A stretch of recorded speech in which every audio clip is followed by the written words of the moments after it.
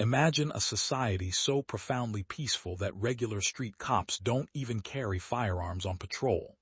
Now, imagine sitting in your living room in that exact town, when a military-grade, shoulder-fired anti-tank missile tears through the concrete walls next door, detonating with enough raw kinetic force to level a city block.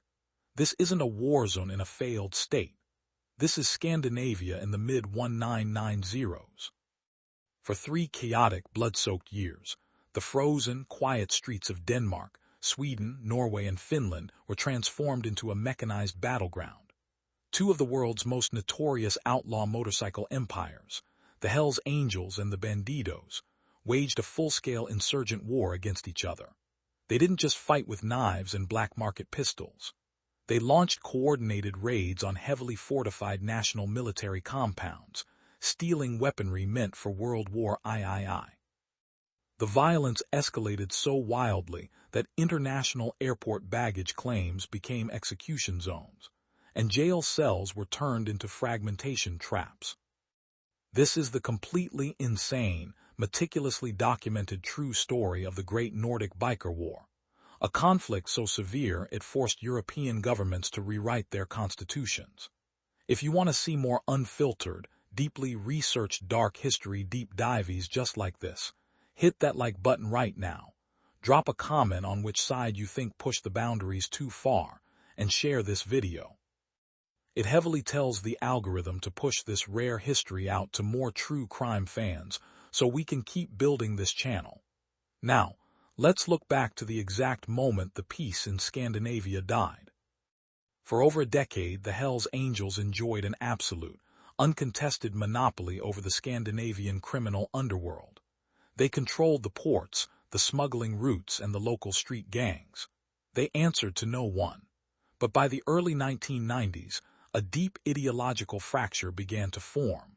Smaller, independent clubs grew tired of paying tribute to the Angels and living under their iron fist. Looking for a powerful protector, a prominent Danish club known as the Morticians made a fateful decision. They reached out to the Angels' fiercest global rival, the Texas-born Bandidos Motorcycle Club. In 1994, the Bandidos officially patched in the Morticians, establishing a beachhead right in the Hells Angels' backyard. The tension was a ticking time bomb, and on February 13, 1994, the first shot was fired. In Helsingborg, Sweden, a high-ranking Bandidos associate was ambushed and executed. The retaliation was immediate, brutal, and completely undisciplined. Drive-by shootings erupted across Denmark and Sweden, but the bikers quickly ran into a tactical problem. Both clubs lived in heavily fortified, reinforced steel and concrete clubhouses. Standard 9, handguns and shotguns were completely useless against these structures. Bullets simply ricocheted off the reinforced walls. Realizing they were locked in a stalemate, the leadership of both clubs reached a terrifying conclusion. If they wanted to breach these fortresses, they needed heavy, military-grade firepower, and they knew the perfect, highly vulnerable targets to acquire it. In the mid-1990s, Swedish and Danish military mobilization depots, designed to arm citizens rapidly in case of a foreign invasion, were often located in remote, rural areas, guarded by little more than chain-link fences and basic padlocks. The bikers exploited this flaw with terrifying precision. In a series of highly coordinated midnight commando-style raids, specialized teams of bikers cut through fences and breached weapons vaults. They bypassed small arms cages entirely. Instead, they walked out into the night carrying crates of Swedish-made Carl Gustaf recoilless rifles, fully automatic AG-3 assault rifles, landmines, thousands of rounds of armor-piercing ammunition, and dozens of AT-4 shoulder-fired, single-shot anti-tank rockets. The underworld was now armed like a conventional army. On April 17, 1996, the Hells Angels clubhouse in Snoldelev, Denmark, became the first target of this new era of warfare. A Bandidos hit squad sneaked onto a nearby rooftop, aimed an AT-4 anti-tank missile, and pulled the trigger. The rocket screamed across the street, boring through the brick facade and exploding inside. Barely 4 hours later, a second missile was launched at an affiliated clubhouse in Aalborg. Local police departments, trained for domestic disputes and minor thefts, suddenly found themselves processing military-grade blast craters. The authorities were radically outgunned, and the violence was about to spill directly into the public square.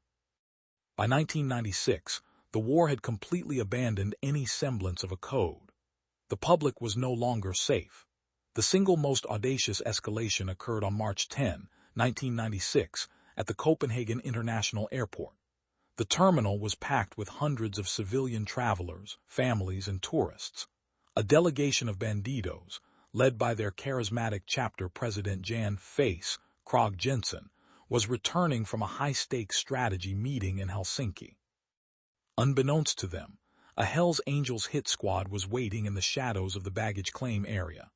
As soon as the Bandidos stepped into the open, the terminal echoed with the deafening roar of automatic gunfire. Bullets tore through the baggage carousels, shattered plate glass windows, and sent terrified civilians diving for cover onto the floor. Face Jensen was struck multiple times and died on the concrete floor, while 3 other Bandidos were severely wounded. The Nordic government suddenly realized they were no longer dealing with a mere gang war. This was textbook domestic terrorism. In a desperate panic, the Danish parliament rushed through the historic biker law, which gave police the extraordinary power to evict motorcycle clubs from their own properties. But the bikers didn't care about legislation. Months later, a red van packed with 50 kilograms of highly volatile ANFO explosives was parked outside a Bandidos headquarters in Drammen, Norway. The resulting detonation completely leveled the building, blew out windows over a kilometer away, and killed a civilian bystander, Irene Astrid Beekevald, who was simply driving past. The entire region of Scandinavia was on the absolute brink of total societal panic. By the tail end of 1997, the toll of the 3-year conflict was staggering. 11 dead, 96 wounded, dozens of buildings destroyed, and hundreds of millions of dollars spent on unprecedented security operations. Both clubs were utterly exhausted. They were hemorrhaging money. Their top enforcement squads were sitting in maximum security prison cells, and the Nordic governments were preparing to deploy actual military units to suppress them permanently.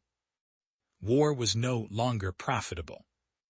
Seeing that total mutual annihilation was the only alternative, the international mother chapters in the United States intervened. High-ranking emissaries from Oakland and Texas flew directly into Copenhagen under intense police surveillance. They ordered an immediate, absolute ceasefire. On September 25, 1997, a surreal event occurred that remains completely unparalleled in modern history. Bent Blondie Nielsen, the president of the Danish Hells Angels, and Jim Tindon, the president of the European Bandidos, walked side by side into a national television studio in Denmark. Live on primetime TV, in front of millions of stunned citizens, the two bitter enemies looked directly into the camera lens, shook hands, and read a jointly signed peace treaty. They had literally carved up the map of Scandinavia, legally dividing their territories to ensure the violence stopped. The war ended in a single televised handshake. The rockets went silent, the smoke finally cleared, but the terrifying memory of the time outlaw bikers brought heavy military warfare to the safest streets on Earth remains permanently etched into history.